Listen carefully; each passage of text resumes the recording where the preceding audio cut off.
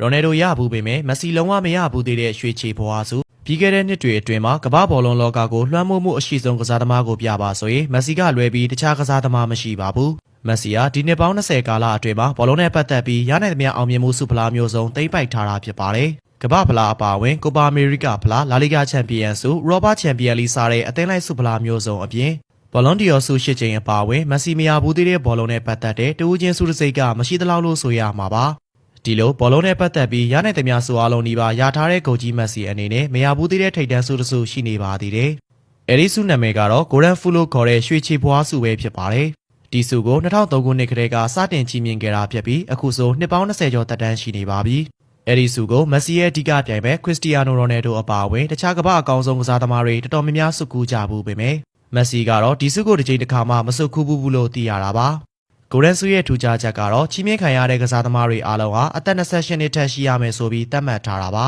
ဒီစုကိုပေးရချီးမြှင့်ရတဲ့ရည်ရွယ်ချက်ကတော့အသက်ကြီးပေမဲ့ခြေစွမ်းမကျသွားပဲထိပ်တန်းအဆင့်မှာပဲရှိနေတဲ့အရေးသွေးမြင့်တက်ကြီးကစားသမားတွေကိုအတိမတ်ပြုပေးဖို့ဖြစ်တယ်လို့ဆိုပါတယ်ကမ္ဘာဘောလုံးလောကမှာလူငယ်ကစားသမားတွေကိုပဲအတိမတ်ပြုချီးမြှင့်ကြတဲ့စုတွေကပေါ်များနေတာဖြစ်ပြီးအသက်ကြီးကစားသမားတွေကိုအတိမတ်ပြုတဲ့စုကမရှိသလောက်ဖြစ်နေတာပါဒီစုပေးရတဲ့ရည်ရွယ်ချက်ကကောင်းမွန်တယ်လို့ဒီဂိုရန်ဖူအဝါစုကိုရရှိခဲ့ကြတဲ့ကစားသမားတွေဟာလည်းတကယ်ထိပ်တန်း World Class ကန်ဝင်ကစားသမားကြီးတွေကပဲရရှိခဲ့တာပါ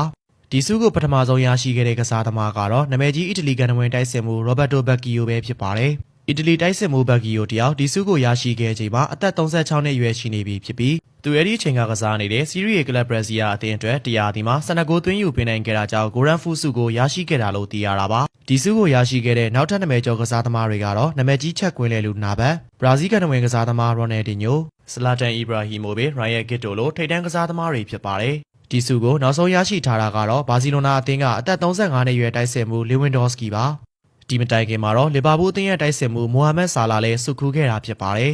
ဒီစုကိုခရစ္စတီယာနိုရိုနယ်ဒိုဟာလည်း2020ခုနှစ်ဂျူပီတာအသင်းမှာရှိနေစဉ်ကရရှိပူတာပါဒီစုကိုရွေးချယ်တဲ့ပုံစံကတော့ဘလွန်ဒီယောလိုမျိုးတပုံစံနဲ့နိုင်ငံတကာဘောလုံးဂျာနယ်လစ်တွေကိုယ်တိုင်မဲပေးရွေးချယ်တာဖြစ်ပါတယ်ဘလွန်ဒီယောရွှေဘောလုံးစုနဲ့မတူညီတဲ့အချက်တစ်ခုကတော့ဒီစုကိုတစ်ချိန်ရဘူးတဲ့ကစားသမားတွေကိုထပ်မံရွေးချယ်ခြင်းမရှိတာပါ